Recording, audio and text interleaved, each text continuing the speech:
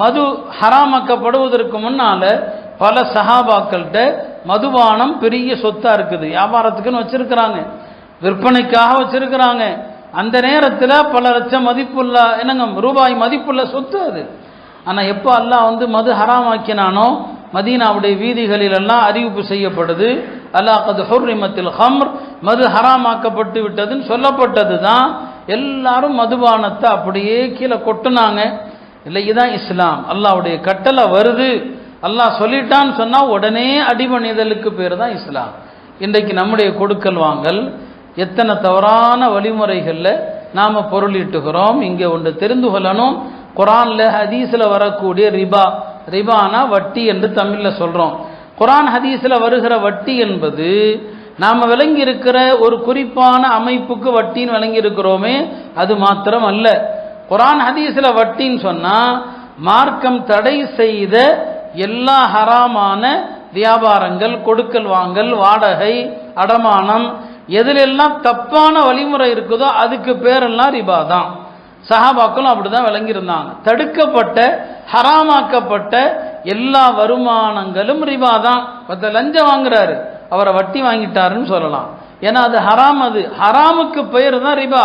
குரான் ஹதீஸில் அப்படிதான், ஹதீஸுடைய கிதாபுகளில் சஹாபாக்கள் தவறான பொருளீட்டல் முறைகளுக்கெல்லாம் ரிபா வட்டி என்று தான் சொல்லுவாங்க. இன்று நம்முடைய வாழ்க்கையில் எவ்வளவு தவறான பொருளீட்டல் முறைகள் இல்லையா? பெருமானார் ஸல்லல்லாஹு அலைஹி வஸல்லம் அவங்க சொன்னாங்க, லயத்தியன்ன அலன் நாசி ஜமானுன், ஒரு காலம் மக்களுக்கு வரும், லா யபகா மின்ஹும் அஹதுன் இல்லா ஆகிலர் ரிபா, அதுல ஒருத்தர் கூட வட்டியை உண்ணாமல் இருக்க போவதில்லை. எல்லாரும் வட்டியை உண்ணுவாங்க. ஃபமன் லம் யஅகுல், ஒருத்தர் வட்டியிலிருந்து ரொம்ப தூரமாக தான் இருக்கிறாரு, வட்டியை விட்டும் தள்ளி தான் இருக்கிறாரு, அவரும் அசாபஹு மின் குபாரிஹி, ஒரு இடத்துல தீ பற்றி எரிகிறதுன்னு சொன்னா அருகில் இருப்பவர்களை தீயே பாதிக்கும் இல்லையா? தள்ளி இருப்பவர்களை அந்த தீயினுடைய புகை பாதிக்கும். அவங்க விரும்பாட்டாலும் அந்த புகையை அவங்க சுவாசிக்கணும். அதே மாதிரிதான் ஒரு காலம் வரும், வட்டியை நேரடியாக சாப்பிடல, ஆனா வட்டியினுடைய புகை அவர்கள் மீது படத்தான் செய்யும். அவ வட்டி பரவலாக இருப்பது கியாமத்துடைய அடையாளங்களில் ஒன்று.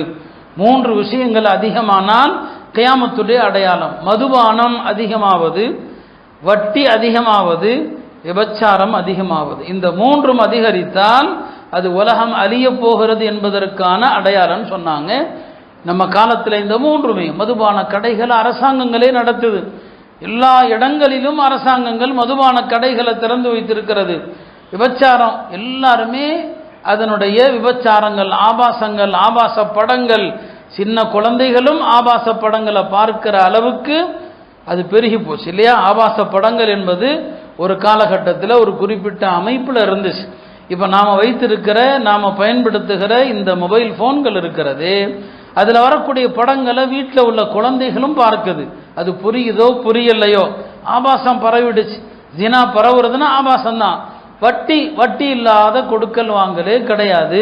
இன்றைக்கு நம்முடைய பரிவர்த்தனைகள் எல்லாமே பேங்க் மூலமாக தான் நடக்குது இல்லையா? வங்கி மூலமாக தான் நடக்குது.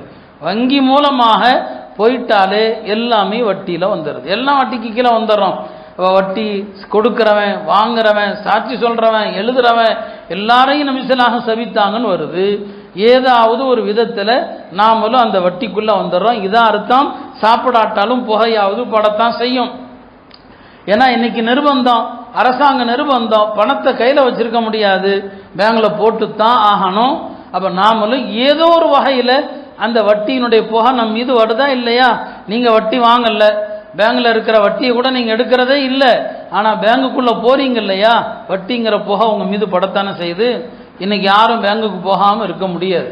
அந்த மாதிரியான ஒரு காலகட்டத்தில் தான் இருக்கிறோம் அருமையானவர்களே. ஆக இப்ராஹிம் அலைஹிஸ்ஸலாமுடைய மார்க்கத்தின் அடிப்படை என்ன? அடிபணிவது தான். அல்லாஹ் என்ன சொல்றானோ அங்க அறிவுக்கு வேலை இல்லை. அல்லாஹ் என்ன ஹஜ்ஜுங்கிறதே அதானங்க. இப்போ பாருங்க, துல்ஹஜ் 8வது நாள் ஹாஜிகள் எங்கே போகணும்? மினாவுக்கு போகணும்.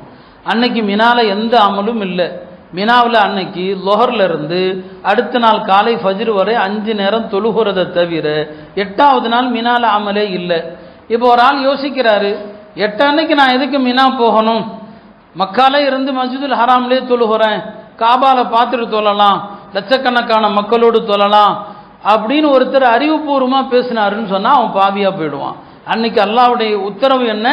இந்த அறிவுபூர்வமான லாஜிக்கெல்லாம் விட்டுட்டு மீனா போயிரு இல்லையா? நம்ம காலம் எல்லாம் மகரிபி எப்போ தொழுதோம்? வக்து வந்ததும் மகரிபி தொழுகிறோம்.